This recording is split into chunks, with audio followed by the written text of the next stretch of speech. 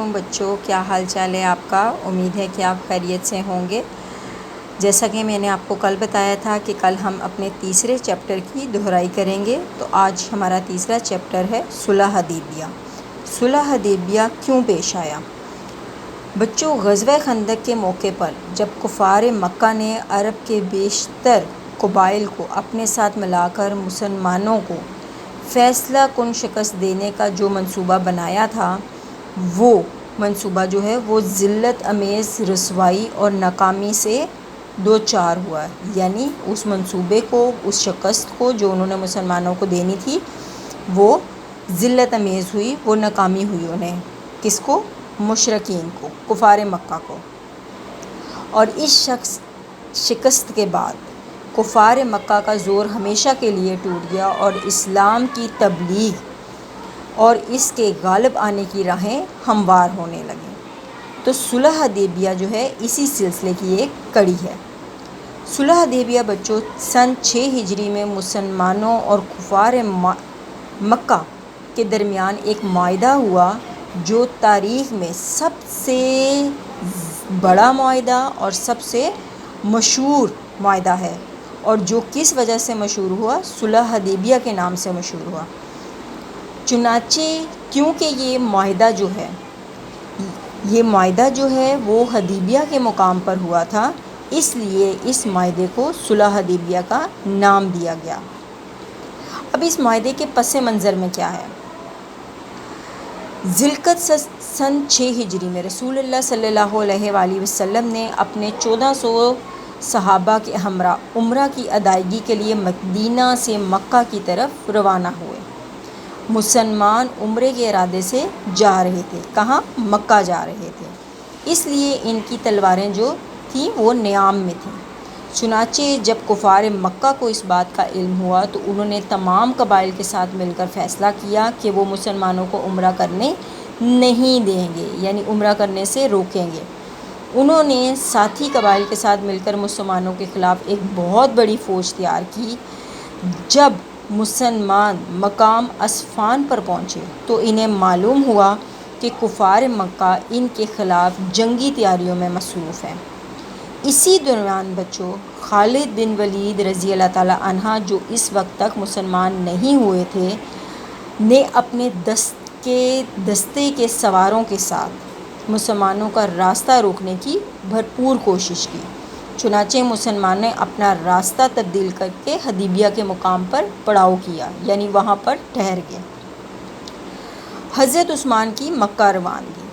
نبی اکرم صلی اللہ علیہ وسلم نے جب دیکھا کہ کفار جنگ کے لیے آمادہ ہیں تو انہوں نے حضرت عثمان رضی اللہ تعالیٰ عنہ کو اپنا سفیر بنا کر اہل مکہ کی طرف بھیجا، تاکہ وہ کفار مکہ کو سمجھائیں کہ ہم یہاں پر جنگ کے ارادے سے نہیں آئے بلکہ عمرہ کرنے کے لیے آئے ہیں، بلکہ بیت اللہ کی زیارت کے ارادے سے آئے ہیں۔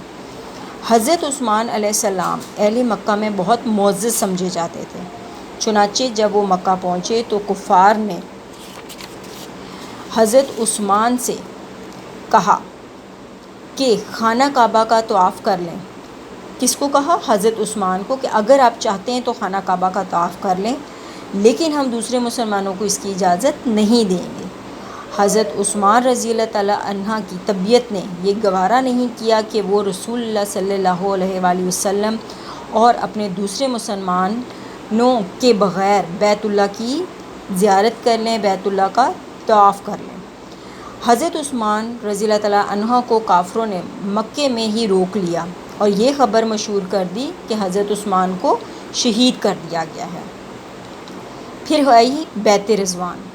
رسول اللہ صلی اللہ علیہ وآلہ وسلم کو جب حضرت عثمان کی شہادت کی خبر ملی تو انہوں نے فرمایا کہ عثمان رضی اللہ تعالیٰ عنہ کے خون کا بدلہ لینا ضروری ہے، اس لیے اب مسلمان جنگ کیے بغیر واپس نہیں جائیں گے۔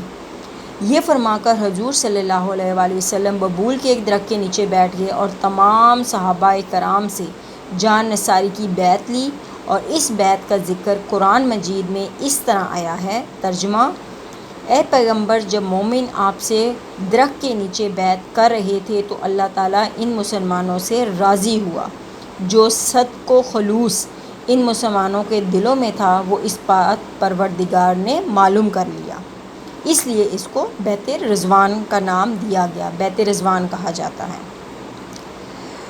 صلح حدیبیہ، کفار کو جب مسلمانوں کے جوش اور جذبے کا علم ہوا تو وہ پریشان ہو گئے۔ انہوں نے فوراً ساحل بن عمیر کو صلح کے لیے شرائط کے ساتھ روانہ کیا۔ اس دوران حضرت عثمان رضی اللہ تعالیٰ عنہ کو بھی انہوں نے رہا کر دیا اور وہ واپس آ گئے۔ فریقین یعنی مسلمانوں اور کفار مکہ میں کافی بحث کے بعد ایک صلح نامہ تیار ہوا، جسے حضرت علی رضی اللہ تعالیٰ عنہ نے تحریر کیا۔ اس صلح نامے کی شرائط مندرجہ ذیل ہیں۔ پہلی شرط بچوں یہ تھی کہ اس سال مسلمان عمرہ کیے بغیر واپس چلے جائیں گے۔ دوسری شرط یہ تھی کہ مسلمان اگلے سال بیت اللہ کی زیارت کے لیے آئیں گے اور مکہ میں صرف 3 دن کا قیام کریں گے۔ تیسری شرط یہ تھی کہ مسلمان اپنی تلواریں نیام میں رکھیں گے۔ چوتھی شرط یہ تھی کہ مکہ میں جو مسلمان رہائش پذیر ہیں انہیں اپنے ساتھ مدینہ لے کر نہیں جائیں گے۔ پانچویں شرط یہ تھی کہ عرب کے تمام قبیلے مسلمانوں یا کافروں میں سے کسی کا بھی ساتھ دینا چاہیں اس میں وہ آزاد ہوں گے۔ چھٹی شرط یہ تھی کہ مکہ کے کافروں یا مسلمانوں میں سے کوئی مدینہ چلے جائے گا تو اسے واپس نہیں کیا جائے گا، لیکن اگر کوئی مسلمان مدینہ سے مکہ آ جائے گا تو اسے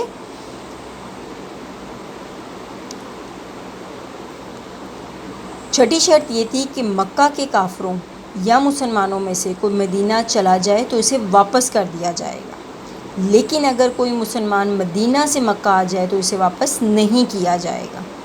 ساتویں شرط یہ تھی کہ دونوں فریقین میں 10 سال تک جنگ نہیں ہوگی۔ اس صلح حدیبیہ کے نتائج کیا نکلے بچوں؟ صلح حدیبیہ کی شرائط میں بظاہر مسلمان جو تھے وہ اداس نظر آ رہے تھے، لیکن بعد کے واقعات نے ثابت کر دیا کہ یہ صلح ان کے لیے فتح کا باعث بنی۔ یہی وجہ ہے کہ اللہ تعالیٰ نے اس معاہدے کو فتح مبین یعنی کھلی فتح کا نام دیا اور اس کا ذکر اس طرح فرمایا ہے۔ ترجمہ: اللہ تعالیٰ نے فرمایا کہ ان مسلمانوں کو تسلی دیں فرمائیں اور انہیں جلد آنے والی فتح کا انعام دیں۔ یہ صلح جلد ہی فتح مکہ کا ذریعہ بن گئی، یعنی اس صلح کے ذریعے جلد ہی مکہ فتح ہو گیا۔ مسلمانوں اور کافروں میں جنگ بندی کی وجہ سے مسلمانوں کو موقع مل گیا کہ وہ اسلام کی تبلیغ کو خوب اچھے طریقے سے پھیلائیں۔ مسلمان اور کافر جو ایک دوسرے سے الگ تھلگ رہتے تھے اب انہیں ایک دوسرے سے ملنے لگے۔ ان کی مدینہ میں آمد و رفت شروع ہو گئی۔ مسلمانوں کے ساتھ رہنے سے اسلام کی خوبیوں کا نقش ان کے دل و دماغ میں بیٹھنے لگا اور وہ کثیر تعداد میں مسلمان ہوتے چلے گئے۔ اس صلح کی شرط کے مطابق جو مسلمان مدینہ سے مکہ جاتا اسے واپس آنے نہیں دیا جاتا تھا۔ یہ بات بھی مسلمانوں کے حق میں آئی۔ کیوں؟ اس لیے بچوں کہ اس کے ذریعے مدینہ سے جانے والا وہیں رہ کر اسلام کی تبلیغ کرتا۔ یوں مکہ کے لوگ بھی تیزی سے مسلمان ہوتے چلے گئے اور اسلام تیزی سے پھیلتا رہا۔ اس کے کوسچن آنسر بچوں میں نے آپ کو کروا دیے ہیں، خالی جگہ بھی کروا دی ہے، فل ان دا بلینکس بھی کروا دیے ہیں، مختصر سوالات بھی کروا دیے ہیں۔ آپ نے اس کے چیپٹر کو، اس سبق کو اندر سے بھی بہت اچھی طرح سے پڑھنا ہے، کیونکہ اس چیپٹر کے اندر سے آپ کو شارٹ کوسچن بھی بن کر آ سکتے ہیں، MCQs بھی بن کر آئیں گے اور آپ نے اس کی بہت اچھی سی دہرائی کرنی ہے۔ کل انشاءاللہ ملتے ہیں ایک نئے سبق کے ساتھ۔ اللہ حافظ۔